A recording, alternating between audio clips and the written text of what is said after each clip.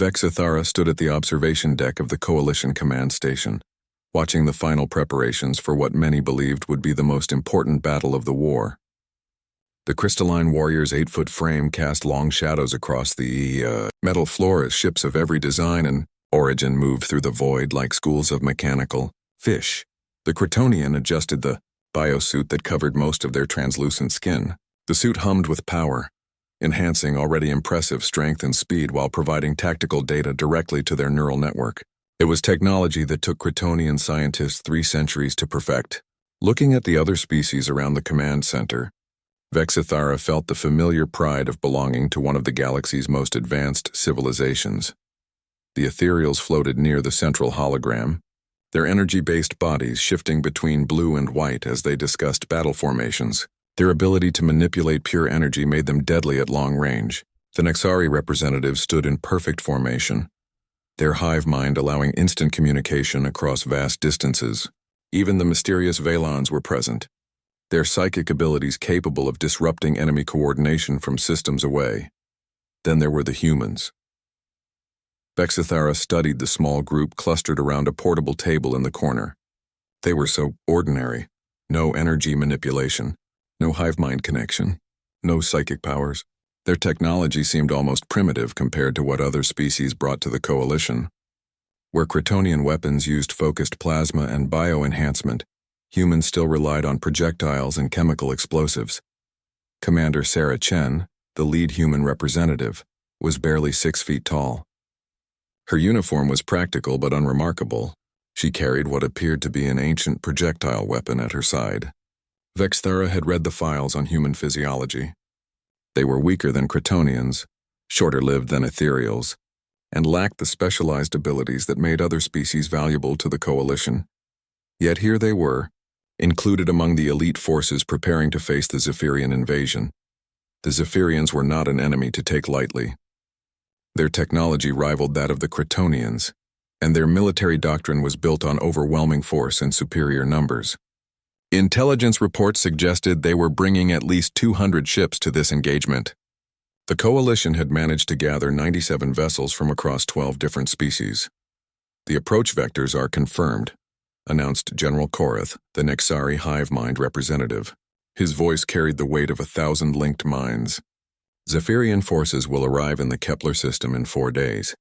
We will be ready. Vexithara watched as the various species nodded or made their equivalent gestures of agreement. The battle plan was solid, built on each species' strengths. Ethereals would provide long-range energy bombardment. Nexari ships would coordinate complex maneuvers with perfect timing. Kryptonian bioships would punch through enemy lines with superior firepower. Other species would fill support roles. The humans would... Well, that was still unclear to Vexithara. I have a suggestion, Commander Chen said, stepping forward from her group. Her voice was calm, but there was something in her tone that made the room pay attention. Our scouts indicate the Zephyrians are using a standard formation approach. They expect us to meet them in conventional battle lines. That is correct, General Korath replied. Our formation will maximize firepower while protecting our support vessels. Chen nodded, but Vexithara noticed she was looking at the tactical display with different eyes than the other commanders. What if we didn't give them what they expect? The human commander touched the holographic controls and the display shifted. Instead of the neat battle lines the Coalition had planned, she showed a scattered formation with human ships positioned in what looked like random locations. A flanking maneuver during the main engagement, Chen continued. Small, fast ships hitting their supply line while they're focused on our main force. It would require precise timing and, she paused, acceptable losses. The room fell silent. Vexithara felt their biosuits' tactical systems analyzing the proposed maneuver. The analysis was clear. Suicide. The human ships would be outnumbered 50-1. No support, no backup, no chance of survival. The risk is too great, General Korath stated, speaking for the hive mind. Loss probability exceeds 90%. Agreed, added Luminous Thought of Victory, the ethereal representative. Such tactics lack logical foundation. Vexithara expected the humans to argue, to present data or demand consideration. Instead, Commander Chen simply nodded and stepped back. But the Kryptonian noticed something strange in her expression. It wasn't disappointment or frustration. It was the look of someone who had expected exactly this response. The meeting continued with more conventional planning. Supply lines were established. Communication protocols were reviewed. Emergency retreat procedures were discussed. Through it all, the humans participated normally, offering practical suggestions and accepting their assigned roles. But Vexithara found themselves watching the human group more closely. During breaks in the formal discussion, they gathered in small clusters. There was something different about how they interacted. Where other species maintained clear hierarchies and formal communication protocols, the humans seemed to flow between ranks and roles naturally. A junior human officer would suggest something to a senior commander without the elaborate deference Vexithara was used to seeing. But more than that, the suggestion would be considered seriously, not dismissed based on the speaker's rank. It was inefficient by Kryptonian standards, yet somehow it seemed to work for them. During one such break, Vexithara approached Commander Chen. The human was studying a datapad, reviewing what appeared to be personnel files. "Your suggested maneuver was tactically unsound," Vexithara said, curious about the human response to such direct criticism. Chen looked up with what Vexithara had learned was called a smile. "Probably," she agreed. "But sometimes unsound tactics work because nobody expects them. You would sacrifice ships and crews for such a small chance of success?" The smile faded slightly and Chen was quiet for a moment. "Nobody wants to lose people. But sometimes the choice isn't between safe and dangerous. Sometimes it's between dangerous and impossible." Vexithara felt their biosuits' translation systems working to process the human's meaning. The words made sense individually, but the logic behind them was unclear. Why take greater risks to avoid impossible situations? In Kryptonian military doctrine, impossible situations were simply accepted and dealt with using superior technology and training. "Your species has survived this long using such thinking?" Vexithara asked. Chen's smile returned, but there was something different about it now. Something that Vexithara's enhanced senses couldn't quite identify. "We're still here, aren't we?" Before Vexithara could respond, alarms began sounding throughout the station. The tactical displays shifted from planning scenarios to real-time data. Commander Chen was moving toward the central display before most other beings in the room had processed what was happening. "Report," General Korth demanded, his hive mind already processing data streams. "Zephyrian fleet has arrived," the station's AI announced. 3 days ahead of schedule. Fleet composition updating. Fleet composition exceeds previous estimates by factor of 2.3. The display showed nearly 500 enemy ships dropping out of hyperspace.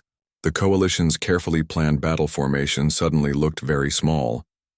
Vexithara watched as the other species' representatives began rapid calculations, updating battle plans, preparing for a defensive engagement they might not survive.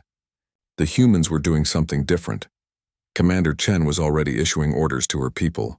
Not defensive preparations, but something else. Something that looked very much like the tactically unsound maneuver she had proposed earlier. "Commander Chen," General Korth called. "Maintain formation protocol." The human commander looked up from her communications.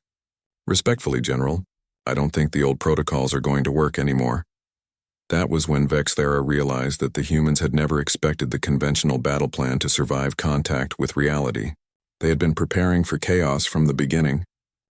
The first wave of Zephyrian fire tore through the Coalition's defensive line like it was made of paper. Vexithara felt the command station shake as enemy plasma bolts found their mark on nearby ships. The careful formations that had taken hours to plan dissolved in minutes under the overwhelming assault. Through the observation windows, Vexithara watched ethereal energy shields flicker and fail under sustained bombardment. The beautiful blue-white forms that had seemed so powerful in the planning sessions were now scattering, their energy signatures dimming as they tried to retreat to safer distances. The Nexari coordination network was suffering even worse. Zephyrian quantum jammers had disrupted the hive mind connections that made their fleet so effective. Individual Nexari ships flew in confused patterns, trying to re-establish contact with their command structure, while enemy fire picked them off one by one. Even the psychic Valens were struggling. Their mental abilities, so effective against most species, seemed to have little impact on Zephyrian minds. Worse, the enemy had brought their own psychic dampening technology that left the Valen ships flying blind. Vexithara's biosuit fed tactical data directly into their awareness. The numbers were clear and brutal. At current loss rates, the Coalition fleet would be destroyed within 2 hours. The Kryptonian battle group was holding better than most, their superior technology and training allowing them to trade shots with the enemy, but even they were slowly being overwhelmed. Then Vexithera noticed something strange happening on the human communication channels. While other species were trying to maintain their original battle formations or coordinate organized retreats, the humans had done something completely different. They had abandoned formation entirely. Human ships were scattered throughout the battle zone, moving in patterns that made no tactical sense according to any military doctrine Vexithara knew. But they were surviving. A small human destroyer, barely a tenth the size of a Kryptonian battlecruiser, danced between 3 Zephyrian heavy fighters. Instead of trying to outgun them, it used debris from a destroyed Coalition ship as cover, firing quick bursts before diving behind another piece of wreckage. The enemy ships, designed for conventional engagement, struggled to adapt to such erratic behavior.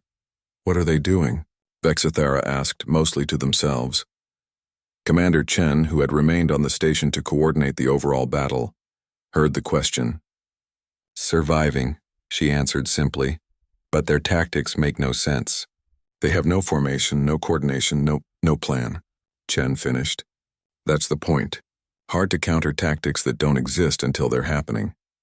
On the display, Vexithera watched a human cruiser suddenly break from what appeared to be a retreat and ram a damaged Zephyrian ship. But instead of a simple collision, the human vessel had somehow rigged its cargo bay to explode on impact, taking out 2 additional enemy ships that had been moving to support their damaged ally. "They sacrificed an entire ship for a tactical advantage," Vexithera observed. "They saved 3 of ours," Chen corrected. Captain Morrison knew his ship was already lost. Engines were failing, life support was compromised. He made sure his death counted for something. The battle continued to rage around them, but Vexithera found themselves focusing more and more on human actions. It was like watching a completely different species of warfare, where Kryptonians relied on superior firepower and technology, and other species used their specialized abilities. Humans seemed to fight with something else entirely. Improvisation. A human supply ship, carrying no weapons heavier than point defense systems, suddenly found itself surrounded by enemy fighters. Instead of surrendering or trying to run, the crew began jettisoning their cargo containers. But they had rigged the containers to explode in sequence, creating a minefield that destroyed 2 fighters and damaged a third. Another human ship, damaged and apparently drifting helplessly, waited until an enemy vessel approached to finish it off. Then it fired its remaining missiles at point-blank range, destroying both ships but denying the enemy their kill. "Warning," the station's AI announced. "Hull breach in Section 7. Zephyrian boarding parties detected." Vexithera felt their biosuit automatically seal and prepare for combat. Through the station's internal sensors, they could see enemy troops moving through the corridors with military precision. The station's automated defenses were slowing them down but not stopping them. "All personnel, maintain current positions," General Korath ordered through the communication system. "Security teams are responding to the breach." But Commander Chen was already moving toward the emergency armory. "Sergeant Rodriguez, take your squad and secure the evacuation routes. Everyone else, we're going hunting." "Commander," Vexithera called, "your orders are to maintain position." Chen paused in her equipment check. "My orders are to win this battle. Can't do that if we're dead or captured."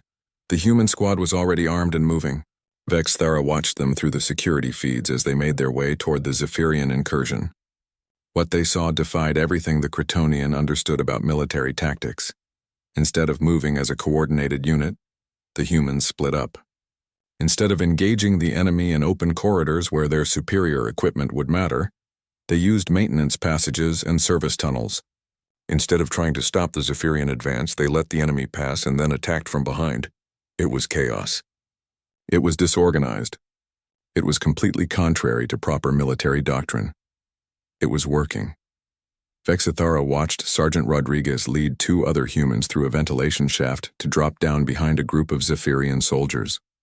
The enemy, expecting resistance from the front, was completely unprepared for an attack from above. The humans used primitive projectile weapons and crude explosives, but they struck at exactly the right moment and place. When the main Zephyrian force turned to deal with this unexpected threat, They ran into another human squad that had been waiting in a cross corridor.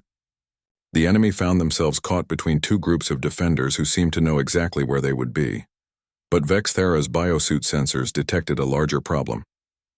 A second boarding party had breached the station's hull near the power core. If they reached critical systems, the entire command station would be lost. The Kryptonian made a decision that would have been unthinkable an hour earlier. Instead of waiting for orders or following proper protocol, Vexthara moved toward the second breach point. The corridors near the power core were filled with smoke and the sounds of weapons fire. Vexthara's enhanced vision cut through the haze, showing a scene of devastating efficiency. A full squad of Zephyrian shock troops was systematically advancing toward their objective, their heavy armor shrugging off the station's defensive fire. Vexthara engaged the lead Zephyrian, biosuit-enhanced strength allowing the Kryptonian to match the enemy's powered armor. But there were too many of them, and they were too well equipped. The Kryptonian's plasma rifle was effective, but not enough to stop an entire squad. That was when Sergeant Rodriguez and his team arrived. The humans didn't announce their presence or demand surrender. They simply began shooting from 3 different directions simultaneously. Their primitive weapons shouldn't have been effective against Zephyrian armor, but they had somehow acquired armor-piercing rounds and were targeting weak points with impossible accuracy. This way, Rodriguez called to Vexthara, providing covering fire as the Kryptonian moved to a better position.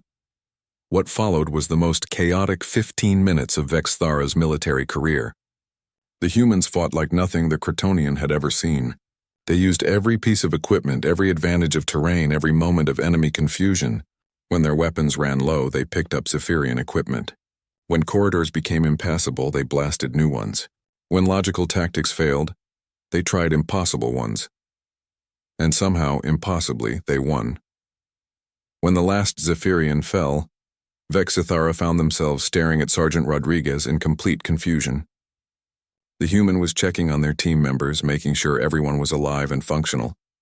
It was a gesture that made no tactical sense. They could see who was operational through their communication systems. "Why do you do that?" Vexthara asked. "Do what?" "Check on each other. Your technology shows who is wounded." Rodriguez paused in his equipment check. "Technology doesn't show who's scared or angry or about to do something stupid. We look after each other because that's what humans do." Before Vexthara could process this answer, alarms began sounding again. The main battle was going badly. Coalition forces were being pushed back on all fronts. The command station itself was now in the enemy's targeting range. "Evacuation protocols are in effect," General Korath announced. "All non-essential personnel to escape pods."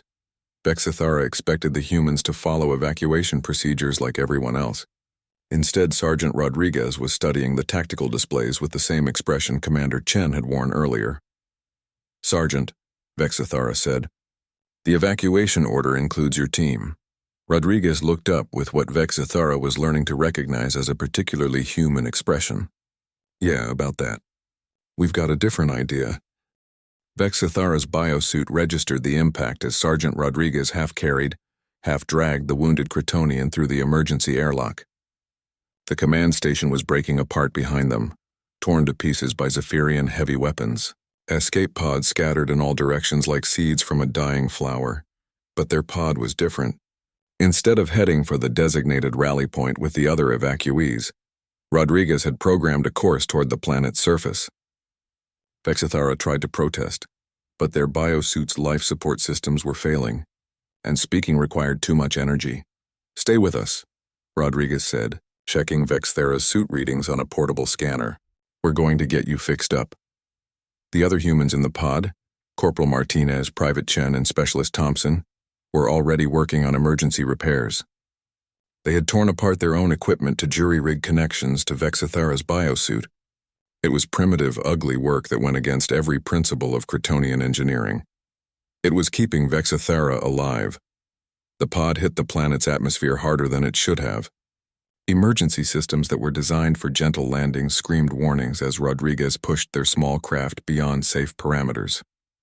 But somehow, the human sergeant managed to set them down in a forest clearing instead of crashing into the mountainside. Vexthara's vision cleared slowly as the human repairs to their biosuit began working properly. "Why did you not evacuate to the rally point?" they asked. Because the rally point is probably crawling with Zephyrian hunters by now, Martinez replied, checking her weapon. They're not stupid. They know where we'd run. Then where do we go? Rodriguez was studying a map display on his wrist device. There's an old mining station about 40 kilometers north. If we can reach it, we might be able to get a signal out to any coalition forces still in the system. 40 kilometers, through hostile territory.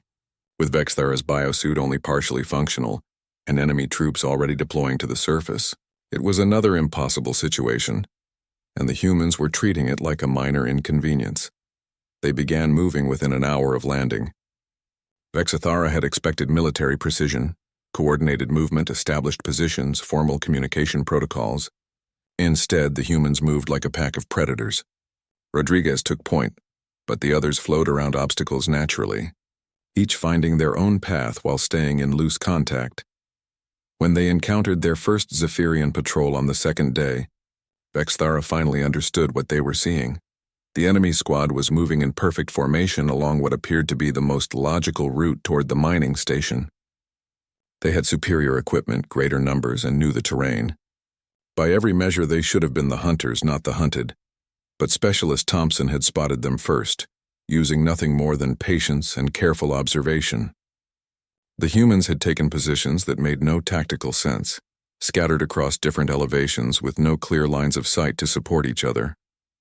Yet when the battle began, their placement proved devastatingly effective. Martinez opened fire from the high ground, forcing the Zephyrians to take cover. But the cover she drove them toward was exactly where Chen had positioned himself with improvised explosives. When the enemy tried to flank left, they ran into Thompson's crossfire. When they attempted to retreat, Rodriguez was waiting. The entire engagement lasted less than 10 minutes. 4 humans had defeated 8 better-equipped enemies through nothing more than knowing where their opponents would go before the opponents knew it themselves. How did you know? Vexthara asked as they stripped useful equipment from the fallen enemies. Know what? Rodriguez replied, examining a Zephyrian communication device. Where they would move, what they would do. The sergeant paused in his work. Same way you know anything, I guess. You watch, you learn, you think about what you'd do if you were them. It wasn't a satisfying answer to Vexthara's analytical mind, but they began to notice what Rodriguez meant as the days continued. The humans were constantly observing everything around them. Not just obvious tactical information, but details that seemed irrelevant. How the wind moved through the trees. Which animals went quiet when something approached. How different types of terrain affected movement.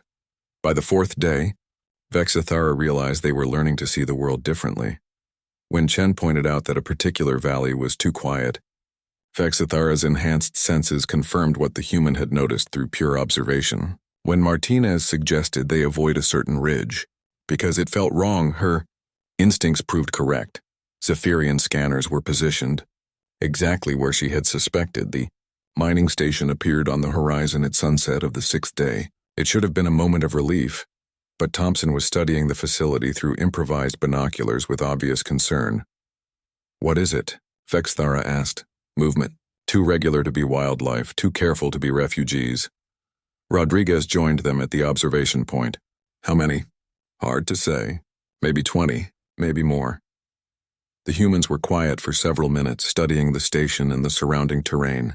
Vexthara watched their faces, trying to understand what they were thinking. Finally, Rodriguez spoke. They're not there by accident. They're waiting for someone. Waiting for us, Martinez added. The logical response would be to find another way to contact coalition forces, look for other communication facilities, or try to reach a different extraction point. But Vexthara was beginning to understand that humans didn't always choose logical responses. We're going in anyway, aren't we? Vexthara asked. Chen grinned. Got a better idea? The attack plan the humans developed defied every principle of military science Vexthara knew. Instead of reconnaissance, preparation, and coordinated assault, they were essentially going to walk up to the front door and start shooting. But they weren't really walking up to the front door. Rodriguez would approach from the east, making enough noise to draw attention. Martinez would circle around to the communication tower and try to get a signal out, while the enemy was distracted. Thompson and Chen would position themselves to support Rodriguez when the fighting started, and Vexthara would be in the middle of it all, using their biosuits' enhanced capabilities to identify and eliminate high-priority targets. What if this doesn't work? Vexithara asked as they prepared to move. Then we try something else, Rodriguez replied. That's what humans do. We keep trying until something works, or what? Or we run out of things to try. The attack began at dawn. Rodriguez emerged from the tree line exactly where he said he would, moving with deliberate carelessness that immediately drew Zephyrian attention. As enemy forces moved to intercept him, the rest of the team flowed into their positions. Vexithara had fought alongside other species many times, but never like this. There was no formal communication, no structured coordination. Yet somehow everyone knew where they needed to be and what they needed to do. When Rodriguez needed covering fire, Thompson was ready. When Martinez needed a distraction, Chen provided it. The Kryptonian found themselves moving not according to tactical doctrine, but according to instinct and immediate need. When the biosuit's targeting systems identified a Zephyrian sniper, Vexithara eliminated the threat without waiting for orders. When enemy reinforcements appeared from an unexpected direction, they repositioned automatically to meet the new threat. It was chaos. It was improvisation. It was everything Vexithara had been trained to avoid. It was the most effective combat they had ever experienced. Martinez reached the communication tower and began transmitting on Coalition emergency frequencies. Her message was simple. Anyone listening, this is Sergeant Martinez, Coalition Marines. We are at Mining Station Kappa 7 with important intelligence. Request immediate extraction. The response came within minutes, but it wasn't what they had hoped for. Sergeant Martinez, this is Admiral Thorne aboard the CNS Defiance. We copy your transmission, but we cannot provide extraction at this time. Zephyrian forces control that entire sector. Rodriguez had reached the communication console. Admiral, this is Sergeant Rodriguez. What's the tactical situation? Sergeant, Coalition forces are in full retreat. We've lost 70% of our fleet. Recommend you find shelter and wait for the situation to stabilize. Vexithara felt their biosuits' translation systems struggle with the emotional undertones in the human voices. There was something being communicated beyond the actual words, something that seemed to flow between the humans without being spoken. Copy that, Admiral, Rodriguez replied. We'll be in touch. He ended the transmission and looked at his team. Well, that's not good news. So what do we do now? Chen asked. Vexithara expected despair, or at least serious discussion of survival options.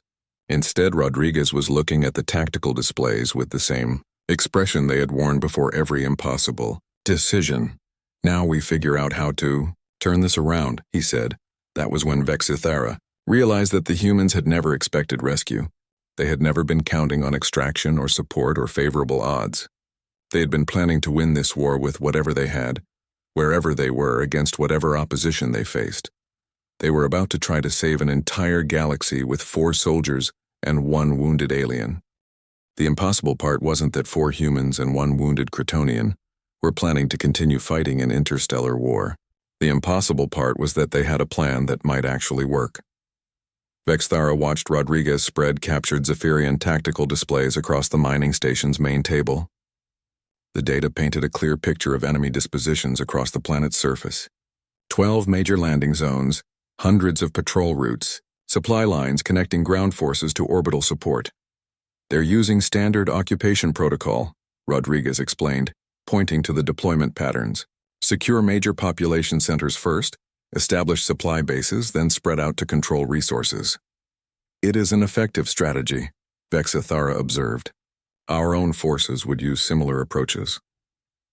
That's the problem, Martinez said, cleaning her rifle with mechanical precision. Everyone fights the same way. Same tactics, same responses, same thinking. Chen was studying the enemy communication intercepts they had collected. But look at this. They're having coordination problems. Units are requesting permission for basic tactical decisions. Everything has to go up the chain of command and back down again. Thompson nodded from his position at the sensor array. Rigid hierarchy. No initiative at lower levels. Classic military structure. Vexithara felt their biosuits' analytical systems processing the human observations. You are suggesting we exploit their command structure? Better than that, Rodriguez said with what Vexithara was learning to recognize as a dangerous smile. We're going to use it against them. The plan the humans developed was so simple it was brilliant, and so brilliant it was terrifying. Instead of trying to fight the Zephyrian forces directly, they were going to make the enemy fight themselves. The mining station's communication array had sufficient range to reach most Zephyrian units on the planet. More importantly, the captured equipment had given them access to enemy communication protocols and encryption keys. They could not only monitor Zephyrian traffic, but send messages that would appear to come from legitimate command sources. First, we isolate a patrol, Rodriguez explained. Make them think they're under attack by a much larger force.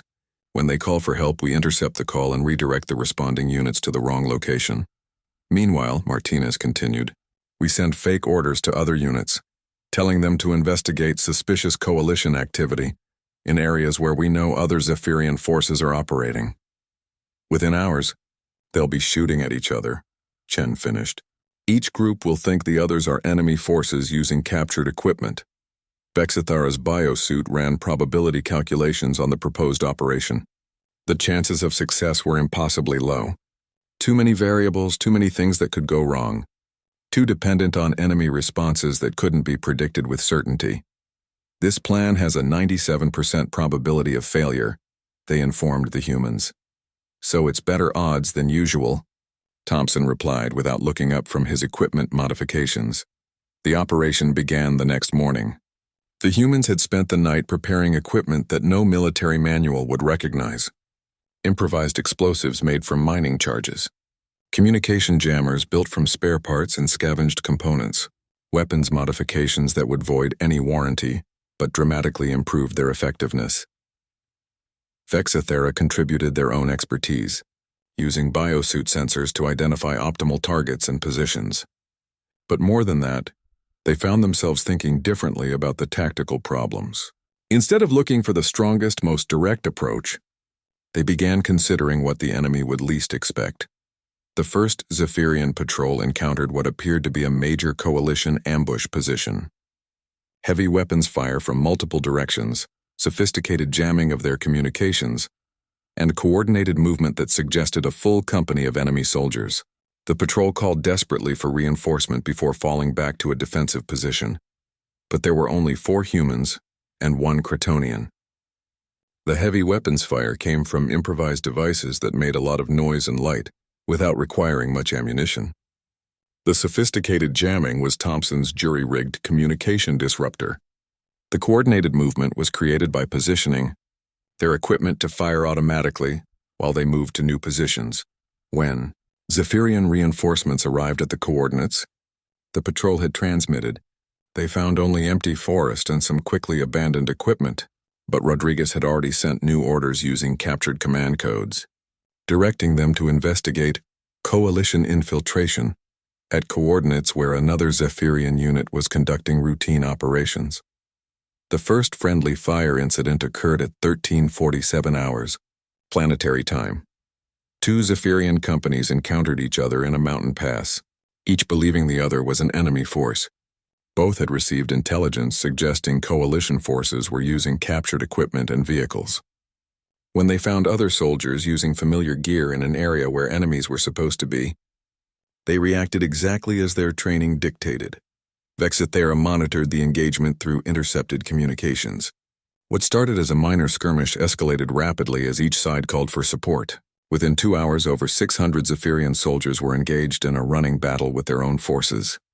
It's working, Martinez reported from her communication post. They're so focused on the enemy infiltrators, they're not even checking identification protocols. But Rodriguez was studying the tactical displays with a worried expression. It's working too well. Look at these movement patterns. Vexithara analyzed the data Rodriguez was indicating. They are beginning to coordinate their response. Their commanders will identify the deception soon. How soon? Chen asked. 6 hours. Maybe 8. The humans exchanged looks that conveyed volumes of unspoken communication. Finally, Rodriguez spoke. Then we need to make those hours count. What followed was the most intense day of Vexithara's military career. The small team moved across the planet's surface like ghosts, appearing wherever they could cause maximum confusion and disappearing before enemy forces could respond. They destroyed supply convoys, sabotaged communication relays, and eliminated isolated units with surgical precision. But more than that, they turned every Zephyrian success into a reason for suspicion. When one unit achieved an objective, Rodriguez would send fake reports suggesting they had done so using information that could only have come from enemy infiltrators. When communications were restored in one sector, Thompson would use the restored systems to transmit false intelligence about coalition forces in other areas. By evening, Zephyrian forces across the planet were paralyzed by paranoia. Units refused to coordinate with each other. Commanders questioned every order. Soldiers fired on anyone they couldn't positively identify as friendly. And through it all, 4 humans and 1 Kryptonian continued to move, strike, and disappear like shadows. But shadows eventually encounter light. The end came when they attempted to sabotage the main Zephyrian supply depot. Intelligence suggested it was lightly defended, with most forces deployed to deal with the infiltration crisis they had created. The intelligence was wrong. Zephyrian Command had finally identified the source of their problems. They had concentrated their remaining reliable forces around critical targets and were waiting for the coalition saboteurs to reveal themselves. Vexithera's biosuit detected the trap half a second before the humans did. Multiple enemy signatures. We are surrounded. Rodriguez looked around the depot's storage area where they had been preparing to plant explosives. How many? Approximately 60 soldiers. Heavy weapons. Powered armor. The humans were quiet for a moment, considering their options. Vexthara's analytical systems were already calculating escape routes and survival probabilities. All calculations returned the same result. 0% chance of survival. Well, Chen said finally, we had a good run. Martinez was checking her remaining ammunition. How long do you think we can hold them off? Long enough, Rodriguez replied. Long enough for what? Vexithara asked. Rodriguez was already moving toward the depot's communication system. Long enough to tell everyone what we learned here. Thompson was setting up his equipment in positions that would provide maximum defensive coverage. About fighting Zephyrians? About fighting anyone, Rodriguez corrected. About what works when everything else fails. Vexithara realized what the humans intended. They weren't planning to escape. They weren't even planning to survive. They were planning to ensure that their deaths would teach other coalition forces how to win. This is Sergeant Rodriguez. Coalition Marines to any friendly forces receiving this transmission. Rodriguez spoke into the communication system. We are about to engage superior enemy forces at Supply Depot Alpha 7. We will not survive this engagement, but we want to share what we've learned about fighting the Zephyrians.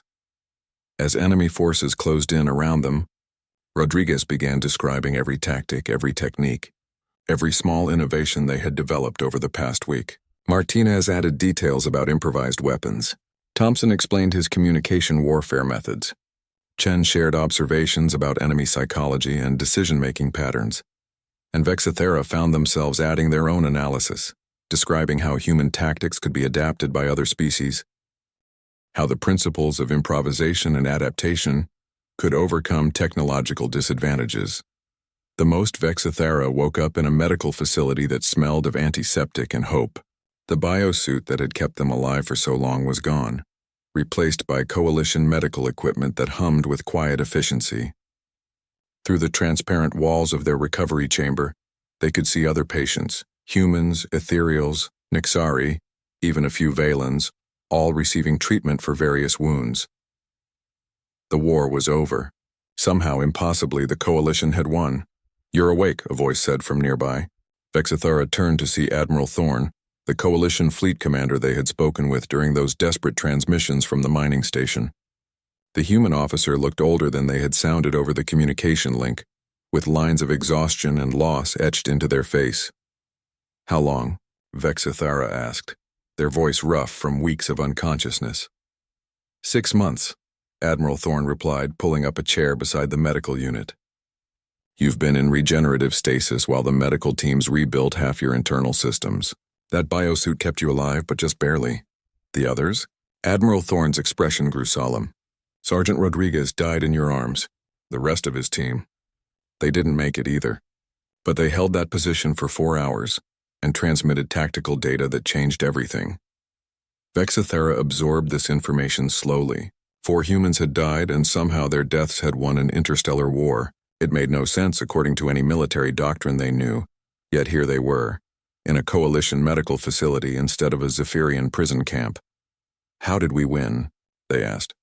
Admiral Thorne smiled, and in that expression Vexithera saw something they were beginning to recognize as uniquely human. "We learned how to fight like humans." Over the following days, as Vexithera recovered strength and mobility, Admiral Thorne explained what had happened. The tactical innovations Rodriguez's team had developed and transmitted during their final battle had spread through coalition forces like wildfire. But more than just new techniques, they had shared a new way of thinking about warfare itself. Species across the galaxy had begun abandoning rigid tactical doctrines in favor of adaptation and improvisation. Ethereal energy manipulators learned to use their abilities in unexpected ways. Nexari hive minds developed the ability to fracture temporarily, allowing units to operate independently when coordination networks failed. Even the psychic Valons began using their mental abilities not just for direct attack, but for the kind of psychological warfare humans had pioneered. But it wasn't just military tactics, Admiral Thorne continued. Your people learned something else from those transmissions. They learned how to hope when everything seemed hopeless. Vexithera thought about this as they underwent physical therapy, rebuilding muscle coordination and biosuit integration. The Kryptonian medical staff was impressed by their recovery rate, attributing it to superior biotechnology and genetic resilience. But Vexithera knew better. They were healing faster because they had learned something from the humans about refusing to accept limitations. The first time they were allowed to walk around the medical facility, Vexithera sought out the human wing. They found it easily enough. It was the section with the most noise, laughter, and apparent chaos. Human patients were visiting each other, sharing stories, playing games, and generally treating the medical facility like a social gathering rather than a place of recovery. "Vexithera," a voice called out. Vexithera turned to see a young human in medical wrappings waving from across the room. "You're the Kryptonian who fought with Rodriguez's team." Soon Vexithera was surrounded by human patients, each wanting to hear about the final battle, about Rodriguez and his squad, about what it was like to fight alongside humans. They answered the questions as best they could, but found themselves struggling to explain what they had experienced. They were remarkable, Vexithera finally said. They fought not because they could win, but because they would not surrender. "That's humans for you," an older soldier said, nodding approvingly. "Too stupid to quit when we should." The laughter that followed was warm and inclusive, but Vexithera felt there was something deeper being communicated. These humans understood exactly what their species had accomplished, and they were proud of it not because it was smart or efficient, but because it was fundamentally, essentially human. Weeks later, when Vexithera was cleared for discharge, they faced a decision they had never expected to make. The Kryptonian High Command wanted them to return home, to serve as a military advisor and help develop new tactical doctrines based on their experience with human warfare. It was a prestigious assignment, one that would advance their career and bring honor to their genetic line. But the Coalition had also made an offer. They wanted Vexithera to join a new initiative, integrated training programs where different species would learn to fight together, combining their unique abilities with human tactical flexibility. It would mean leaving Kryptonian space, abandoning traditional career paths, and working with species who still considered humans to be primitive newcomers to galactic civilization. Admiral Thorne found Vexithera in the facility's observation lounge, staring out at the stars through the massive transparent wall. "Difficult decision?" the Admiral asked, settling into a nearby chair. "I do not understand why the choice is difficult," Vexithera replied. "Logic suggests I should return to my people. Duty requires it.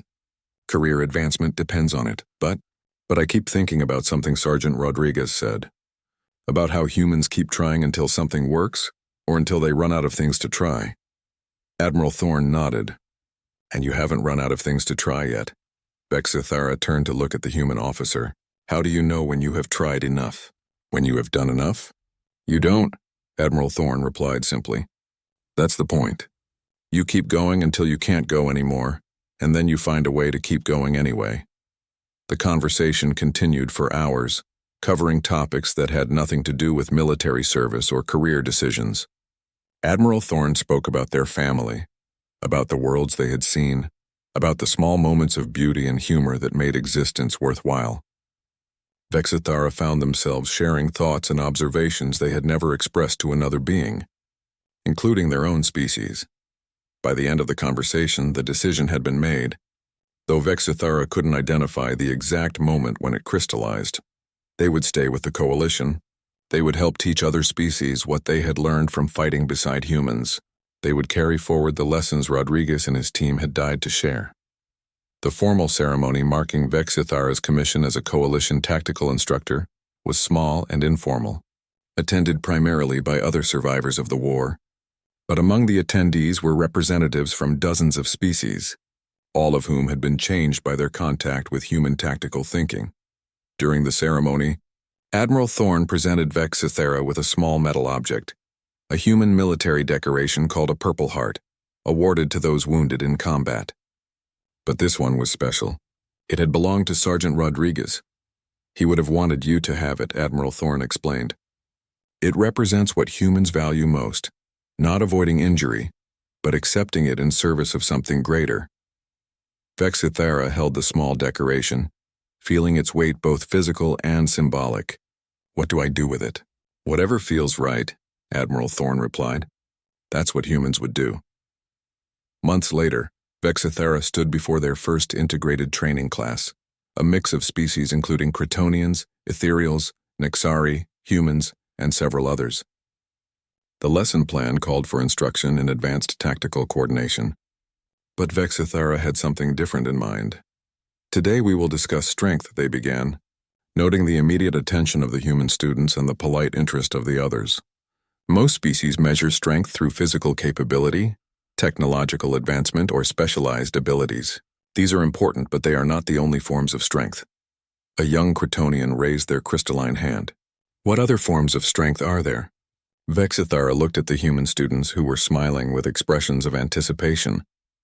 The strength to continue when continuation seems impossible. The strength to adapt when adaptation requires abandoning everything you thought you knew. The strength to hope when hope appears irrational. That is not strength, the Kryptonian student protested. That is merely stubborn refusal to accept reality. Perhaps, Vexithara agreed, but I have learned that sometimes stubborn refusal to accept reality is the first step toward changing reality. The lesson continued with practical exercises. But Vexithara found themselves thinking about Rodriguez and his team, about the impossible stand they had made, about the changes that had rippled across the galaxy because 4 humans had refused to accept defeat. That evening, in their quarters, Vexithara began writing in their personal journal, a practice they had adopted from human custom. The entry was simple. Today I taught my first class on human tactical doctrine. I realized that what I am really teaching is not tactics but hope. Not how to avoid failure, but how to transform failure into something useful. Not how to be strong, but how to find strength when you have none left. Rodriguez and his team died believing their sacrifice.